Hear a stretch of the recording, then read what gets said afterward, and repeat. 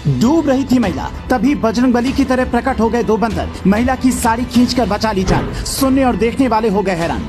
जब दो बंदरों से नहीं बन रही थी बात, फिर एक ने लगाई जोर की आवाज। देखते ही देखते इकट्ठा हो गया बंदरों का झुंड।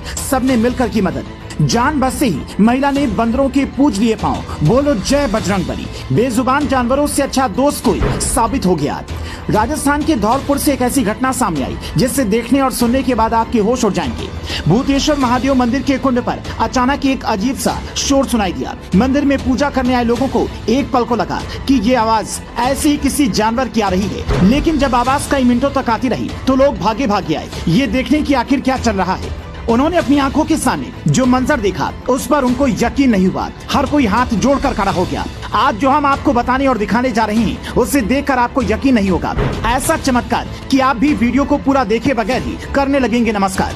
दरअसल हुआ कुछ यूं, राजस्थान के धौलपुर में एक ऐसी हैरान करने वाली घटना सामने आई जिसे देखकर किसी की आंखें फटी की फटी रह गई। तो कोई ऐसे देख रहा था जैसे कि दूसरी दुनिया का नजारा देख लिया हो। यहाँ पर तालाब के किनारे स्नान कर रही एक महिला की अचानक पैर फिसलने के कारण वो तालाब में जा गिरी, जिसके बाद वो तुरंत गहरे पानी में डूबने लगी। महिला के लिए मुसीबत की बात ये थी कि तालाब के आसपास घना जंगल भी है, जिसके कारण यहाँ पर ढेरों की संख्या में बंदर मौजूद रहते हैं।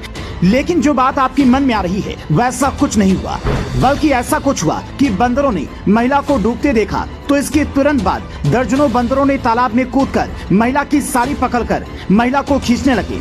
बंदर महिला को बचाने के लिए सिर्फ यही नहीं कर रहे थे, वो जोर जोर से चीखने भी लगे। आसपास के माहौल में अचानक से इतना तेज शोर होता देख तालाब के आसपास मौजूद लोगों की नजर महिला पर पड़ी तो उन लोगों के भी हाथ पांव फूल गए और उन्होंने किसी तरह उसे डूबने से बचा लिया। आपको बताती चले कि यहाँ पर राजस्थान के धौलपुर जिले के इंद्रावली गाँव की रहने वाली 50 साल की उषा देवी पत्नी राम निवास तीर्थराज मुकुंद चंद्र सरोवर पर भगवान की पूजा पाठ करने के लिए गई हुई थी।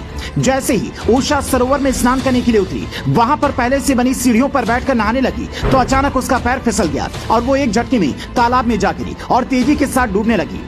उषा मदद के लिए जोर जोर से चिल्लाने लगी, लेकिन वहाँ पर उसकी आवाज किसी ने नहीं सुनी। लेकिन तालाब पर मौजूद बंदर हमेशा उछल कूद करते रहते हैं। बंदरों ने जैसे उषा को तालाब में डूबते हुए देखा तो उन्होंने न आओ देखा न ताओ, एक साथ कई सारे बंदर उनकी मदद के लिए पहुँच गए।